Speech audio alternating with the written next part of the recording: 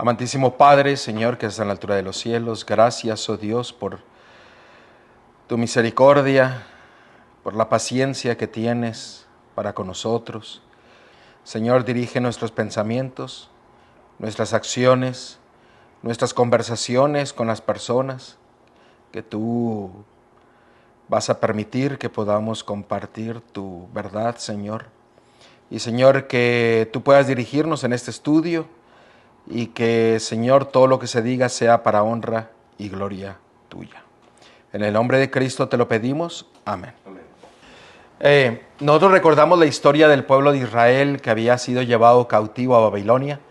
Y en ese cautiverio en el cual estaban en Babilonia, nosotros recordamos la historia de que el primer templo había sido destruido. Completamente todo Jerusalén había sido destruido, el pueblo de Dios fue llevado a cautiverio a Babilonia, y en ese cautiverio, después de 70 años, nosotros conocemos la historia de que en ese momento Zorobabel había dado el mandato para ir a reconstruir el santuario y Jerusalén principalmente, y nosotros conocemos que Esdras, Nehemías y muchos otros tomaron el llamado de ir a reconstruir a Jerusalén y al templo. Y era un momento muy peligroso en ese momento en el cual regresar a Jerusalén, porque había muchos enemigos que todavía estaban merodeando el pueblo de Dios y principalmente Jerusalén. El templo estaba en ruinas, estaba destruido. Entonces Esdras, Nehemías, Mardoqueo y muchos otros salieron, no fueron muchos, salieron de Babilonia para ir a reconstruir a Jerusalén y el templo. Y hay un libro que a veces no lo estudiamos mucho, pero es el libro de Esdras. Y yo quisiera que fuéramos a Esdras capítulo 2. En Esdras capítulo 2 nosotros vemos algo muy interesante. Porque en Esdras capítulo 2 pareciese que no dice muchas cosas, sino que menciona todos los nombres de las personas que salieron de Babilonia para ir a restaurar Jerusalén y el templo, y los va nombrando uno por uno, y uno por uno, y uno por uno. Usted lee todo el capítulo 2 y dice, bueno, pues esto de qué me sirve. Pero yo quisiera que leyéramos Esdras capítulo 2, versículo 1 y 2. Después del versículo 2, usted va a ver muchos nombres de las personas que salieron de Babilonia. Y de las tribus. Y fíjense que en Esdras 2, capítulo 1 y 2. Estos son los hijos de la provincia que subieron del cautiverio de aquellos que Nabucodonosor, rey de Babilonia, había llevado cautivos a Babilonia, y que volvieron a Jerusalén y a Judá, cada uno a su ciudad, los cuales vinieron con Zorobabel, Jesúa, Nehemías, Saraías, Relaías, Mardoqueo, Bilsán, Mispar, Bigbai, Rehum y Baná. Y los otros versículos que siguieron menciona otros nombres. Pero en este versículos me llamó la atención que resalta 3 nombres. Uno es Yeshua, otro es Nehemías y otro es Mardoqueo. A Mardoqueo lo recordamos ¿por quién? ¿Por Ruth o por Esther? A Mardoqueo nosotros lo recordamos por Esther. Y a Nehemías, ¿por qué? Porque fue el que recibió el llamado y lo conocemos y vemos que fue un profeta en medio de Dios, personas que tenían puestos muy importantes en Babilonia, en los reinos. Pero hay otro personaje ahí que resalta y el nombre es Jesúa. No es Jesús, es Jesúa. Este personaje Jesúa es un personaje muy importante en la historia de la reconstrucción de Jerusalén. ¿Quién era Jesúa? Jesúa era un sumo sacerdote. Si ustedes leen todo el libro de Esdras y Nehemías, menciona que Jesús era el sumo sacerdote que salió de Babilonia para ir a reconstruir las murallas y reconstruir el templo. Este personaje, Jesúa, jugó un papel muy importante en la reconstrucción de la adoración al Dios verdadero. Y ahorita lo vamos a ver nosotros. ¿Por qué fue tan importante? Porque este Jesúa restauró el altar, restauró los servicios, restauró la reforma y reavivamiento espiritual que el pueblo de Dios necesitaba en ese momento. Porque miren, Jesúa era el sumo sacerdote que salió de Babilonia para ir a reconstruir Jerusalén y el templo. Pero este sacerdote, este sumo sacerdote, salió con otros sacerdotes, pero este era el sumo sacerdote. Y él restauró el altar de adoración, restauró el continuo y restauró las fiestas de Jehová y restauró los sábados y las lunas nuevas. Y ahorita lo vamos a ver. ¿Qué impacto tuvo este sumo sacerdote? Porque recordemos que Nehemías y Esdras leyeron nuevamente la Torá, leyeron nuevamente la palabra de Dios al pueblo porque se habían olvidado de Dios, se habían olvidado de la palabra de Dios, se habían olvidado de la ley de Dios, de la ley de Moisés, de la Torá. Se habían olvidado completamente de Dios. Había otros que lo conocían. ¿Por qué? Porque la verdad se iba pasando de una casa a otra casa, de un individuo a otro individuo. Por eso fue que salieron a reconstruir las murallas y reconstruir el templo. Ahora, déjenme decirles una cosa, porque nosotros corremos un peligro, así como le sucedió al pueblo de Dios en ese entonces. Cuando nosotros empezamos a apartarnos de la verdad, apartarnos de reunirnos con los hermanos, de escuchar la palabra de Dios, de estudiar la palabra de Dios, de orar, de ayunar, corremos el peligro de desanimarnos y de olvidarnos de la palabra de Dios. Corremos el peligro de abandonar los principios bíblicos. Por eso no hay que bajar la guardia, y principalmente en estos últimos días en la cual nosotros estamos viviendo. No hay duda alguna de que estamos viviendo en los últimos días y no hay que bajar la guardia. Hay que estar de pie, despiertos, dispuestos a esforzarnos para pedirle al Señor que Él pueda despertar en nosotros la necesidad de ir a Él todos los días, sin olvidarnos de su verdad. Sí, Manuelito. Ese texto de Esdras se repite en Nehemías 7:7. También se repite en Nehemías 7:7. Por eso lea Esdras y Nehemías y se va a dar cuenta que la historia se expande para beneficio de nosotros.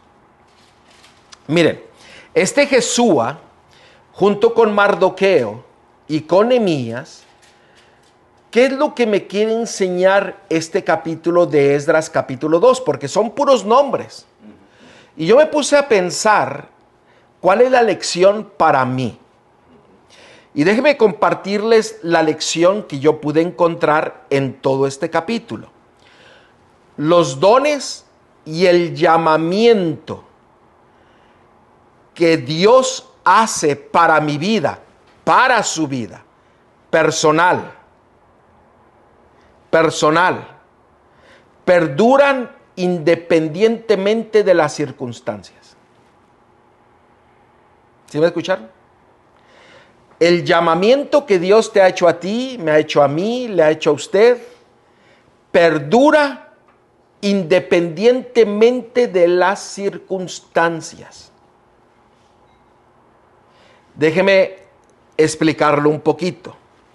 El cautiverio, o sea, estar siendo esclavos, eso no impidió cumplir el llamado de Dios a estas personas, porque Dios los llamó para que cumplieran un propósito. Dios nos ha llamado a cada uno de nosotros para que seamos lumbreras, para que seamos restauradores de lo que se ha destruido, de calzadas, de murallas, para que nosotros podamos defender la verdad, levantar la verdad, predicar la verdad, testificar la verdad, no solamente de palabras, sino con nuestros hechos y con nuestra vida. El llamado y los dones que Dios le ha dado a usted y a mí son independientes de las circunstancias. Podemos decir que hoy día hay circunstancias donde la familia se burla de uno, porque creemos en el Dios verdadero. Hay circunstancias donde la iglesia lo persigue por levantar la verdad. Hay circunstancias de que falta el dinero, de que hay necesidades, de que se encuentra en el cautiverio de este mundo. Pero esas circunstancias no deberían de afectar en ningún momento ni una pequeña cosa de nuestra vida para no cumplir el llamado de Dios que Él ha hecho para mi vida y para su vida. Eso es darle más prioridad a los problemas, a lo que... Eso no tiene que impedir, Para nada. Para nada. Déjeme compartir esta cita. Pablo exhorta a sus hermanos efesios que aprovechen bien el tiempo, porque los días son malos. Eso se encuentra en Efesios 5:16. Esta exhortación se aplica mucho a usted y a mí. En un sentido es imposible aprovechar bien el tiempo, ya que una vez que pasa, pasa para siempre. O sea, usted no recupera el tiempo. Lo que se perdió, se perdió. No lo podemos recuperar. Lo que se hizo y lo que no se hizo, no se hizo. Pero Pablo dice, desde este momento, aprovecha el tiempo. Restaura el tiempo. O sea, lo que no hiciste ahora, hazlo. En un sentido es imposible aprovechar bien el tiempo, ya que una vez que pasa, pasa para siempre. Note lo que sigue diciendo. Pero a usted, a mí, se nos llama a reformarse, a que sea celoso de buenas obras, en el mismo grado en que ha descuidado su deber. O sea, en la misma forma en que usted bajó la guardia y se descuidó en no estudiar la palabra de Dios, se descuidó en irse al mundo y gozar del entretenimiento, del pecado, de las pasiones, de lo que usted quiera. Dice, ahora hay que restaurar el tiempo y la misma fuerza que tú pusiste en las cosas de este mundo, ahora haz el mismo esfuerzo en las cosas de Dios. Sigue diciendo, cambie completamente su rumbo, redoble su diligencia para afianzar su llamamiento y su elección. Prácticamente este es un llamado para despertarnos. Por eso Efesios 5:14, antes del 16, 17, por lo cual dice, despiértate tú que duermes y levántate de los muertos y te alumbrará Cristo. Amén. Es un llamado aquí a despertar. Esto tiene que movernos. Y aquí nos está diciendo que eso mismo que Pablo hizo un llamado para que despertemos en el versículo 14, 15, 16, 17, ese llamado a despertarnos es despertar para tener una reforma en nuestra vida, un reavivamiento en nuestra vida, nacer de nuevo y aprovechar ahora el tiempo, porque el tiempo se está agotando. La segunda venida de Cristo es inminente y el Señor ha hecho un llamado específico para tu vida, para mi vida, para que nosotros nos esforcemos, que con diligencia nos afiancemos en el llamado que Dios nos ha hecho y la elección que Él ha tenido para contigo. Porque lo que Pablo estaba diciendo es, no te descuides, mantente despierto, vive la vida de tu Salvador, que tu Salvador viva en ti y tú en Él, y que puedas cumplir el llamado que Él te ha hecho para tu vida. No solamente del labio para afuera, sino de adentro hacia afuera, completamente testificando que las circunstancias no afectan el llamado y los dones que Dios me ha dado para cumplir su propósito, para testificar por Él. Porque a veces enfatizamos más las circunstancias que el poder de nuestro Dios. Eso quiere decir que no debo de prestar más atención a cosas insignificantes, porque a veces ponemos más atención en cosas insignificantes que nos llevan a desviarnos de la palabra de Dios. Ponemos el énfasis en la circunstancia. No tengo dinero. ¿Cómo le voy a hacer? Esto, lo otro, familia, amigos, iglesia, trabajo. Y nos preocupamos más por las circunstancias que confiar plenamente en nuestro Dios. No descuidemos nuestra salvación. Ahora, capítulo 3, versículo del 1 al 6. Y noten lo que Yeshua, con Esdras, Nehemías, Mardoqueo, hicieron en medio del pueblo de Dios. Recuerden que Jesúa era el sumo sacerdote y restauró, podemos decir, restauró la verdad, restauró la Torá, restauró la ley, restauró las fiestas, los tiempos señalados, restauró los estatutos, los decretos. Y note lo que dice del versículo del 1 al 6. Esdras 3, 1 al 6. Cuando llegó el mes séptimo era el mes donde se celebraba 3 fiestas importantes: las trompetas, el día del juicio y los tabernáculos. Era un mes muy importante. Y noten que aquí nos dice que cuando llegó el mes séptimo y estando los hijos de Israel ya establecidos en las ciudades, se juntó el pueblo como un solo hombre en Jerusalén. Esto me recuerda a lo que experimentó los discípulos en el día del ¿qué? Del Pentecostés. Versículo 2. Entonces se levantaron Jesúa, hijo de Josadac, y sus hermanos los sacerdotes. O sea, Jesúa era el sumo sacerdote y era levita. Noten el versículo. No terminé el 2. Sigue diciendo: y Zorobabel, hijo de Salatiel, y sus hermanos, y edificaron, noten, edificaron el altar del Dios de Israel, para ofrecer sobre él holocaustos, como está escrito en la ley de Moisés, varón de Dios. Quiero recordar algo. La ley de Moisés no la escribió Moisés, o sea, déjeme decirle. La ley de Moisés es la ley de Dios que le dictó a Moisés para que la escribiera y se la diera al pueblo. Muchos dicen que la ley de Moisés fue de Moisés y no de Dios. Recordemos que Dios se la dictó. Y noten, Jesúa junto con los sacerdotes restauraron el altar de Dios. O sea, restauraron la verdadera adoración en medio del pueblo de Dios. ¿Cuándo? En el mes séptimo. Sigue diciendo el versículo 3.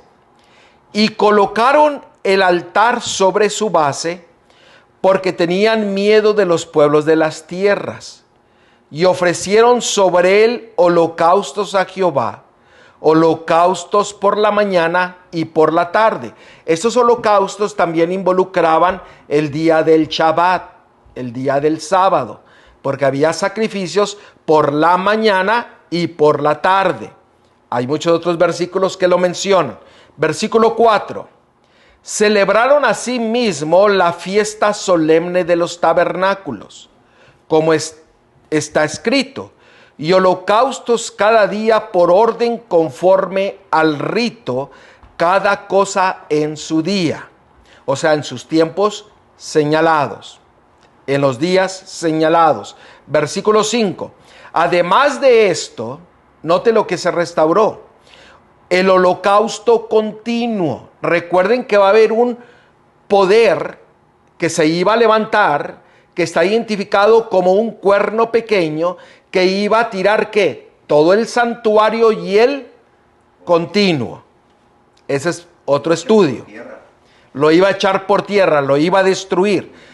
Pero fíjense lo que sigue diciendo: las nuevas lunas. Recordemos que en la tierra nueva y en el cielo nuevo, de luna nueva en luna nueva y de Shabbat en Shabbat, vamos a ir ¿qué? A adorar a nuestro Dios. Y todas las fiestas solemnes de Jehová, y todo sacrificio espontáneo, toda ofrenda voluntaria a Jehová. Noten lo que restauró este sumo sacerdote en ese momento. Restauró la verdadera adoración en medio del pueblo de Dios. ¿Por qué? Porque se habían olvidado completamente de Dios y de su adoración. Versículo 6. Desde el primer día del mes séptimo comenzaron a ofrecer holocaustos a Jehová, pero los cimientos del templo de Jehová no se habían echado todavía. O sea, estaban en medio de todo el derrumbe del templo que había sido destruido. Pero se levantó un altar para restaurar la verdad, para restaurar la verdadera adoración a Dios. Y eso que acabamos de leer involucraba la Torá, involucraba los estatutos, los decretos, la ley de Dios, y fue presentada al pueblo de Dios. Y esto sucedió en el mes séptimo. Y este tiene un significado muy grande, porque Yeshua, el sumo sacerdote, él no solamente estaba pensando en la reconstrucción del altar o de las murallas o del templo, sino que él se preocupó más ¿por qué? Por la restauración espiritual del templo, que es uno, para que uno pudiese adorar a Dios como él quiere que se le adore. Ahora, eso nos lleva a una reforma. Eso lleva a una reforma. Y eso mismo sucedió en ese momento, que el pueblo de Dios no solamente tuvo un reavivamiento, sino una reforma. Hay que derribar los muros ¿de qué? Del cautiverio, del mundo. Lo que estaba haciendo énfasis Jesúa y todos los sacerdotes era un pacto de restauración, no solamente física de las murallas y del templo, sino una restauración ¿qué? Espiritual. La pregunta es, ¿hemos nosotros restaurado el altar en nuestras vidas? ¿Estamos adorando a Dios como Él quiere que le adoremos? Se necesita una reforma, un reavivamiento. Ese debería de ser la primera obra que deberíamos ¿de qué? De buscarlo. Lo que Jesúa, Esdras, Nehemías, Mardoqueo querían no solamente restaurar las murallas y el templo, pero había un énfasis importante en la restauración espiritual. Por eso llevaron al pueblo a un pacto de reconstrucción interna para reconstruir lo externo. Vamos a ver Nehemías. Fíjense que lo que dijo al último, que no habían hecho todavía los cimientos y ya estaban haciendo la adoración. Amén. Eso es bien importante, nosotros debemos de entender bien por qué.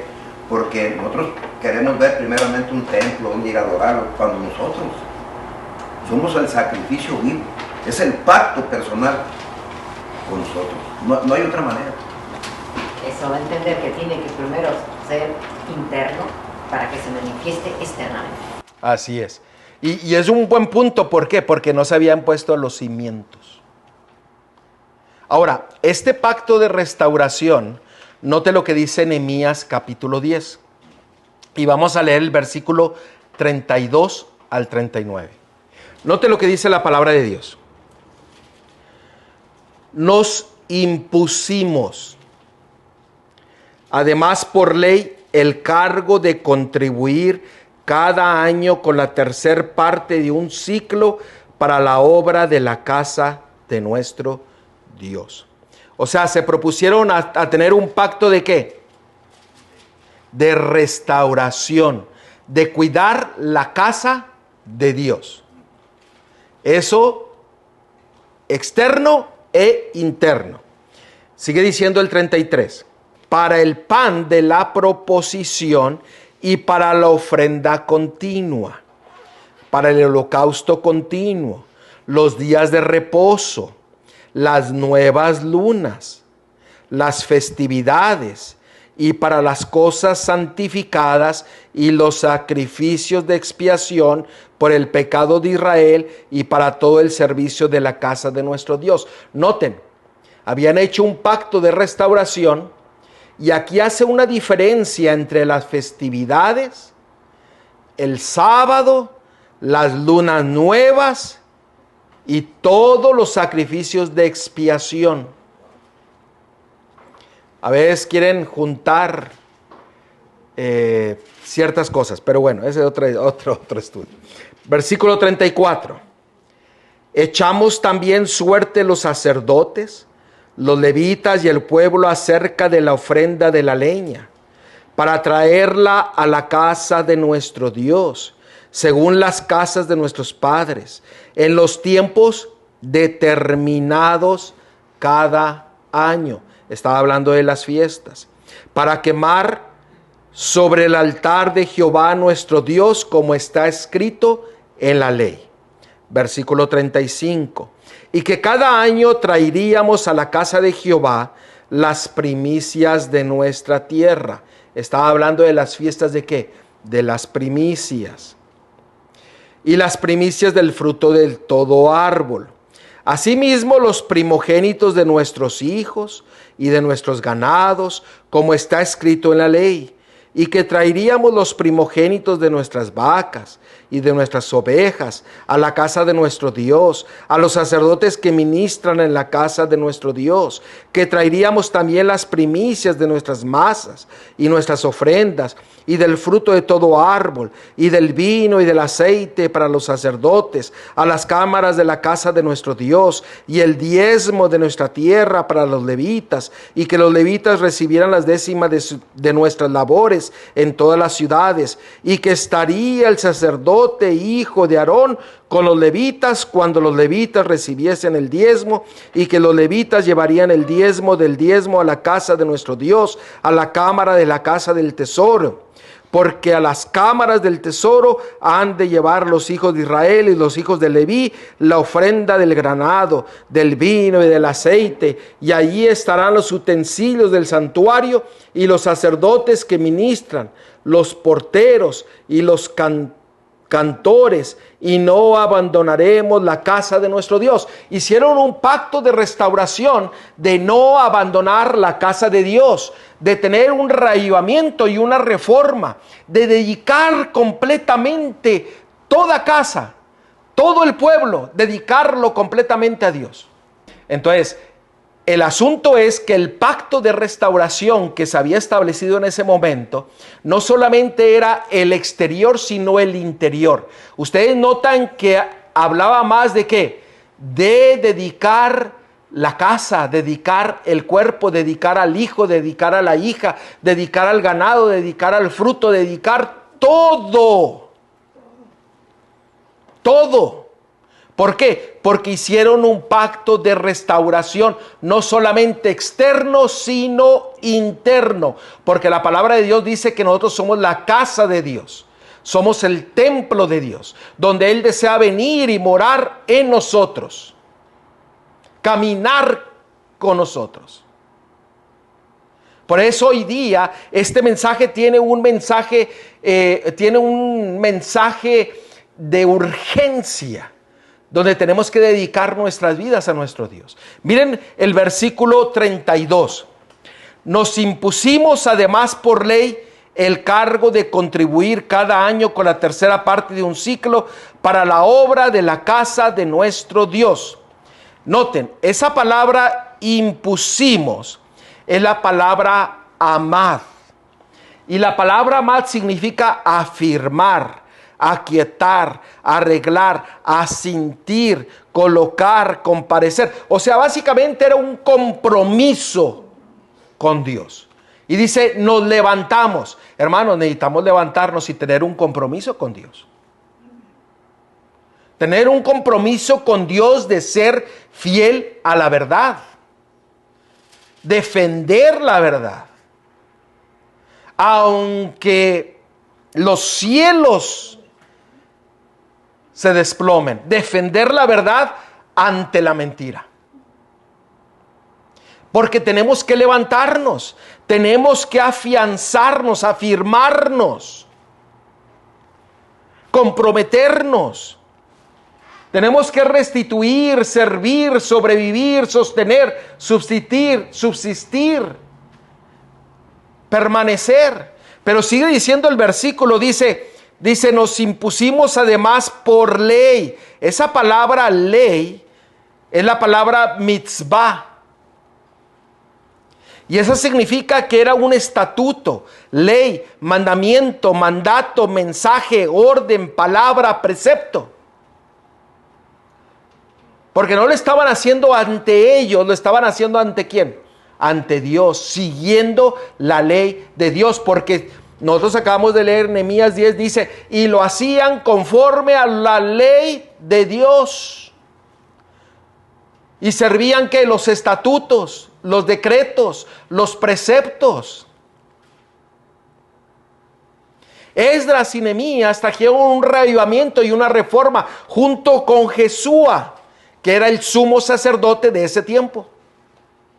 Y el énfasis no estaba en la muralla, no estaba en el templo, en la reconstrucción del templo, porque todavía no se había puesto las bases para el templo cuando se hizo el reavivamiento, junto con una reforma para ir a reconstruir el templo, ir a reconstruir las murallas. A veces le volteamos el orden. Decimos, fueron a reconstruir las murallas, pero antes de ir a reconstruirlas, hubo un reavivamiento y una reforma en todas las casas. Lo acabamos de ver. ¿Por qué? Porque dedicaron todo a Dios. ¿Cuánto hemos dedicado a Dios? ¿Estamos dispuestos a entregar todo a Dios? Eso quiere decir que todo lo que soy, todo lo que tengo, es de Él. Le pertenece a Él.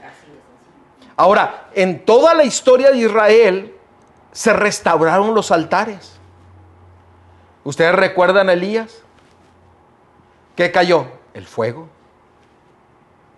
¿Qué había sucedido ahí? El altar fue derribado. ¿Ustedes recuerdan a Esdras? Lo que estamos viendo. ¿Qué fue? Fue destruido. Y fue restaurado con un reavivamiento y una reforma. David restauró el altar y las plagas se detuvieron. ¿Ustedes recuerdan a Ezequías?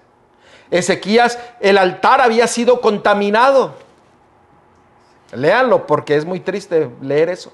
¿Cómo fue contaminado? ¿Y qué sucedió? Después de que se levantó, se reconstruyó el altar, hubo gozo en medio de toda la nación.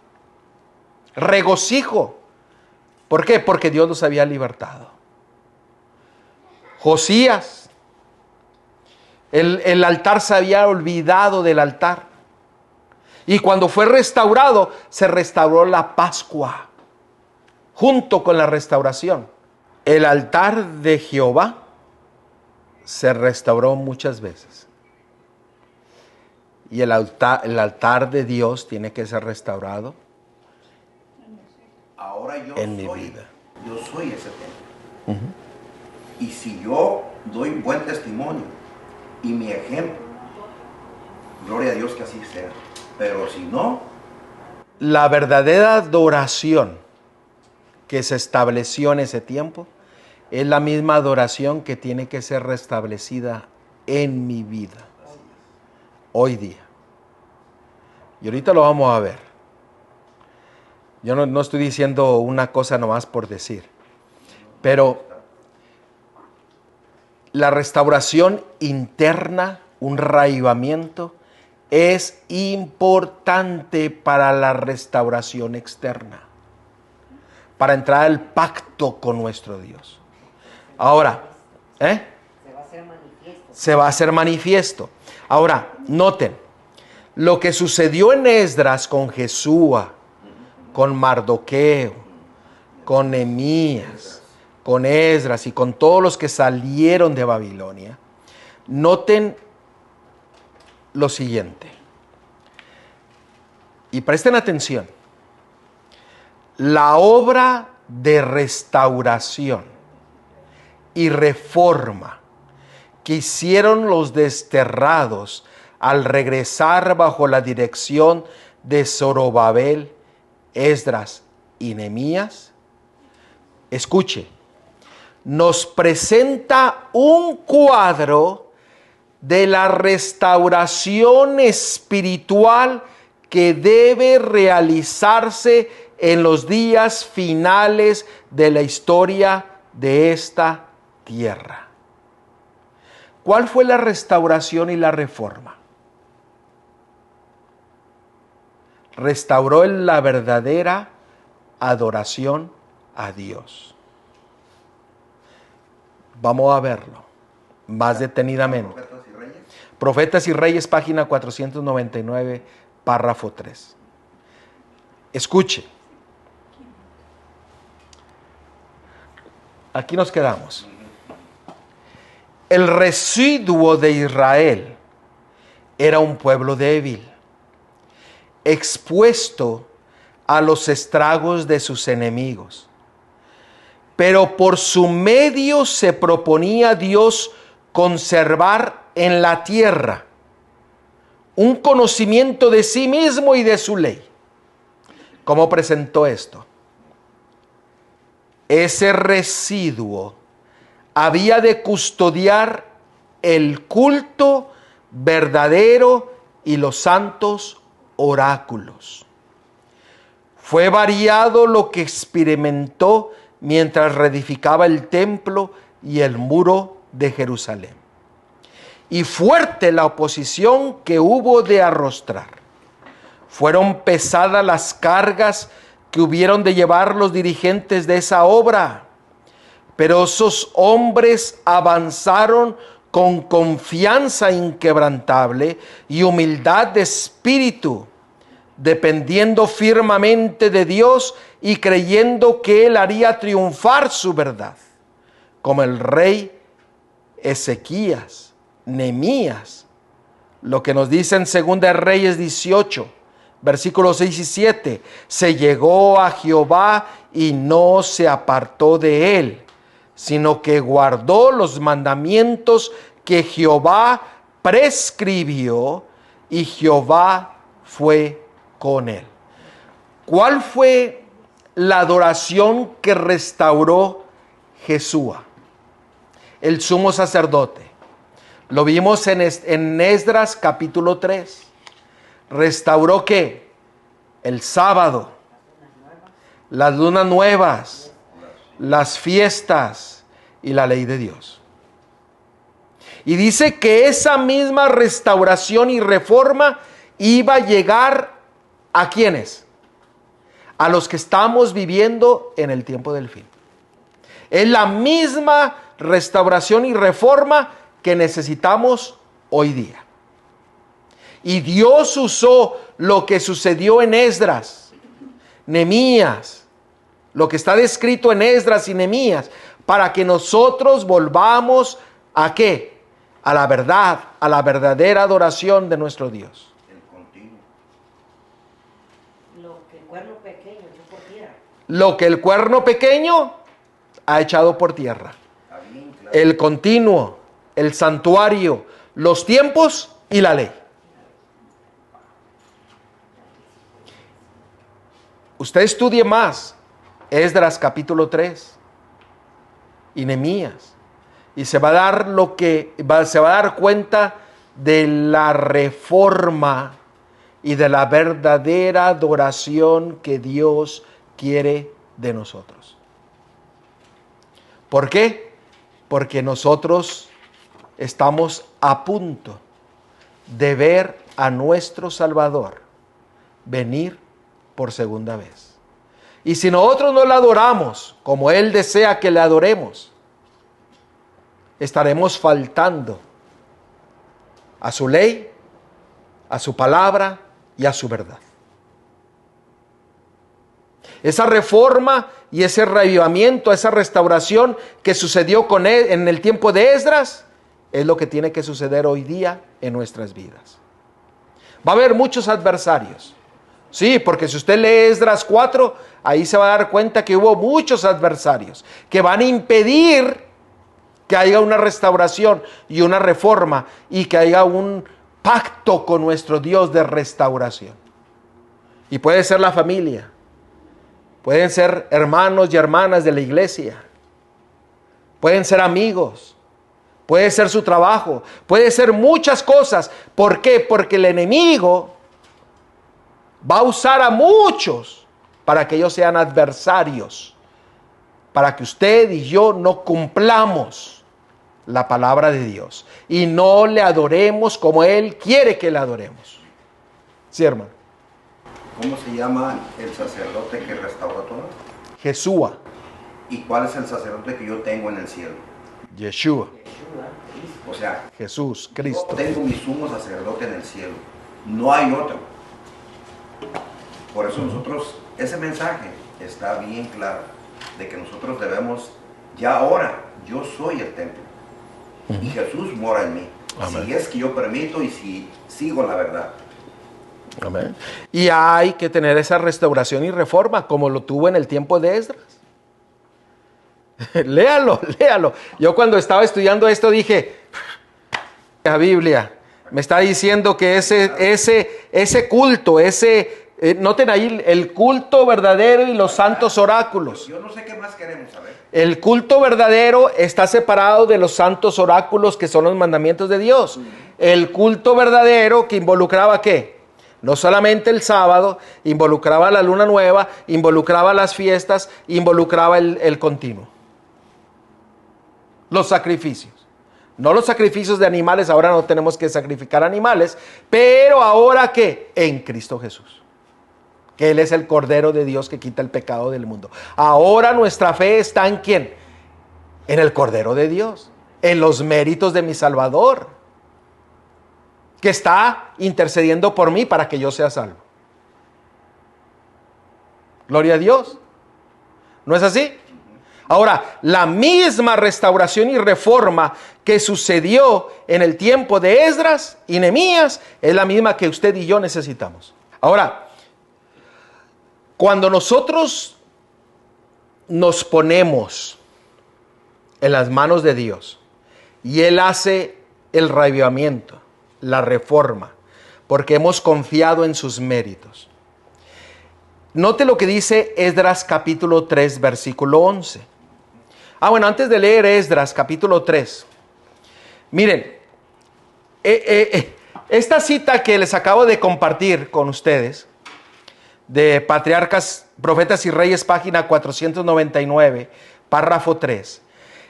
Al final habla de la ley de Dios y habla del sábado y concluye en la página 501 donde dice, en el tiempo del fin ha de ser restaurada toda institución divina.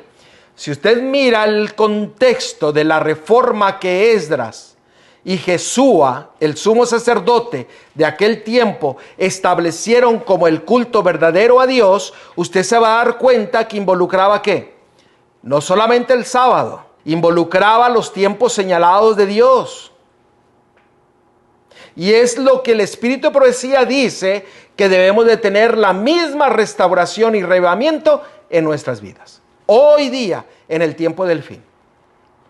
Y en el tiempo del fin, toda institución divina va a ser ¿qué? Restaurada. Gloria a Dios. Ahora, cuando nosotros permitimos que a través de los méritos del Cordero de Dios que quita el pecado del mundo, venga y haga la restauración en mi vida, en su vida, que traiga un revivamiento en mi vida, en su vida. Note lo que va a suceder. Esdras capítulo 3, versículo 11. Esdras capítulo 3, versículo 11. Noten cuál va a ser el resultado. Y cantaban, alabando y dando gracias a Jehová, diciendo, porque Él es bueno, para siempre es su misericordia sobre Israel. Y todo el pueblo aclamaba, note, todo el pueblo aclamaba con gran júbilo, alabando a Jehová, porque se echaban los cimientos de la casa de Jehová. Y dice en la historia que mientras sucedía esto, dice, entre los gozos había llanto, había clamor de gozo, porque el pueblo estaba poniendo los cimientos de la casa de Jehová. Pero antes de eso había sucedido ¿qué? Un reavivamiento y una reforma interna que los iba a capacitar para restaurar el templo de Dios externamente. Eso me da a entender a mí que primero tiene que haber una restauración, un reavivamiento, una reforma en mi vida para yo ir a dar, testificar, a reconstruir el carácter de mi Salvador y darlo a todo el mundo.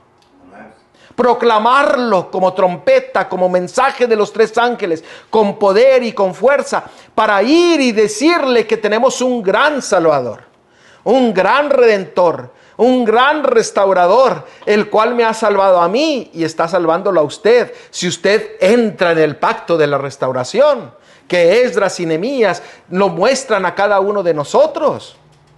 ¿Por qué? Porque estamos viviendo en el tiempo del fin. Y esta reforma y este reavivamiento que el Señor nos lo muestra. Note lo que dice ahí en Primera de Crónicas, capítulo 16, versículo 34 al 36. Porque no podemos decir, qué buena esta reforma es. Ya lo vimos que Jesúa, el sumo sacerdote, restauró el verdadero culto. Restauró el altar, reconstruyó el altar antes de la construcción del templo. Y ahora, pero fíjense, lo que tenemos que hacer nosotros.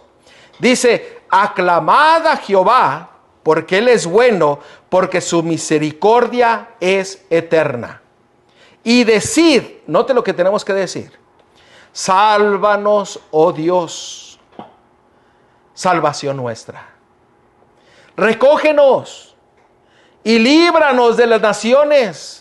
Líbranos del mundo, líbranos del entretenimiento, de los chistes, líbrame de las cosas insignificantes, materiales que este mundo puede ofrecer. Líbrame del mundo, líbrame de Egipto.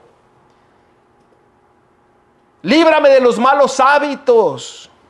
Recógeme para que confesemos tu santo nombre y nos gloriemos en tus alabanzas. Bendito sea Jehová, Dios de Israel, de eternidad a eternidad. Hermanos, el Señor desea que entremos nosotros en esa restauración y reforma para que nosotros seamos restauradores de portillos, para que nosotros seamos restauradores de las verdades antiguas, para que nosotros levantemos los pilares de nuestra fe, los principios bíblicos, aún en medio de la oscuridad y en medio de las circunstancias. Recuerden, las circunstancias no deben de afectar los dones y el llamado que Dios ha hecho a su vida y a mi vida. Eso no le afectó ni a Mardoqueo, ni a Nehemías, ni a Jesúa, y a ninguno de los que salieron de Babilonia no les afectó ninguna de las cosas que estaba sucediendo a su alrededor. ¿Por qué? Porque habían entrado en el pacto de la restauración con su Dios. Y terminaron alabando y glorificando, dedicando toda su vida, dedicando toda su casa, dedicando todas sus posesiones. Todo lo dedicaron a Dios, para honra y gloria de Él. Y estamos viviendo en el tiempo del fin, donde usted y yo necesitamos esa reforma, esa restauración en nuestras vidas. ¿Por qué? Porque el tiempo se está agotando y tenemos que dar un mensaje certero, directo, de quién es mi Salvador, en quién yo creo, en quién yo confío, porque Él es el único que me puede traer salvación. En ese entonces se estaba reconstruyendo todo, así como internamente, externamente, porque iba a venir a nacer ¿quién? El Mesías. Y hoy que viene por segunda vez, exactamente tiene que haber una reforma, un renovamiento y reforma, ser restaurado todo en nosotros. Amén. Gloria a Dios, hermanos. Hay que restaurar ¿qué? Hay que restaurar el altar de nuestro Dios. Ir a la verdadera adoración. Hermanos, a veces no nos queremos ni decimos, ay, pero ¿qué van a decir?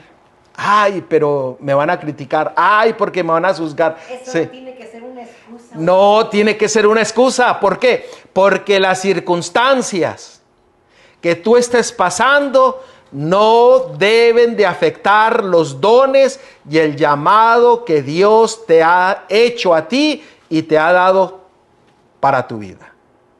Confía en los méritos de tu Salvador. Confía en su poder. Confía en su sabiduría. Confía en su conocimiento, para que Él te haga el querer como el hacer en tu vida, para que el altar se restaure en ti. Porque tú eres la casa, el templo del Dios viviente y de Jesucristo nuestro Salvador. Hermanos, el tiempo se acaba. Restauremos, aprovechemos el tiempo para consagrarnos a nuestro Dios. Así como dice Efesios 5:14. Hay una cita que yo leí y es muy interesante y la voy a parafrasear, creo que recuerdo lo más principal. Dice, de la oscuridad tenemos que esforzarnos para agarrar la luz. De lo frío hay que agarrar el fuego. De los débiles hay que ser fuerte, hay que agarrar la fuerza. ¿Por qué? Porque si nosotros nos centramos en las circunstancias, caeremos. Pero hermanos, el llamamiento que Dios ha hecho para tu vida y los dones que Él te ha dado permanecen para siempre, aún en medio de las circunstancias que estás tú pasando. Pero tú tienes que responder al llamado de tu Dios, a restaurar el altar en este tiempo del fin, en tu corazón, en tu mente, en tu hogar, para poder defender la verdad, predicar la verdad y mostrar el verdadero carácter de nuestro Salvador. Dios quiera y que cada uno de nosotros entremos en ese pacto, un pacto de restauración que Dios quiere hacer en nuestras vidas. Oremos. Amantísimo Padre, Señor, que estás en la altura de los cielos, gracias, oh Dios, por todas tus bendiciones, por tu palabra, por tu amor y por tu misericordia que nos muestras día a día. Señor, te hemos escuchado. Nos has hablado a través de tu palabra. Y que, Señor, que esa restauración y reforma que se estableció en el tiempo de Esdras, de Nehemías, de Zorobabel, de Jesúa, donde se restableció el altar de adoración a ti, Señor, que ese altar sea restaurado en nuestra mente, en nuestro corazón, en nuestro hogar, para así seguirte a ti en todas las cosas que tú nos has dejado, nos has ordenado, para que podamos levantar ese altar para glorificarte, para alabarte y para dar testimonio de que tú eres nuestro Dios y nuestro Salvador, Jesucristo, el cual nos ha rescatado de este mundo y de pecado, Señor. Señor, permite que eso sea una realidad en nuestras vidas. Trae un reavivamiento y una reforma en nuestro medio, en tu iglesia, en tus líderes, para que, Señor, para que se cumpla Apocalipsis 18 y que todo este mundo sea lleno de tu gloria, por testimonio tuyo, para que tú vengas ya, Señor. Pero ayúdanos a llevar este mensaje también a nuestros hijos, hijas, nietos, familia, que aún está rebelde o está fuera o está lejos o está en la tibieza, Señor, para que podamos despertar como pueblo tuyo y esperarte. Gracias, oh Dios, por estar con nosotros. En el nombre de Cristo te lo pedimos todo. Amén.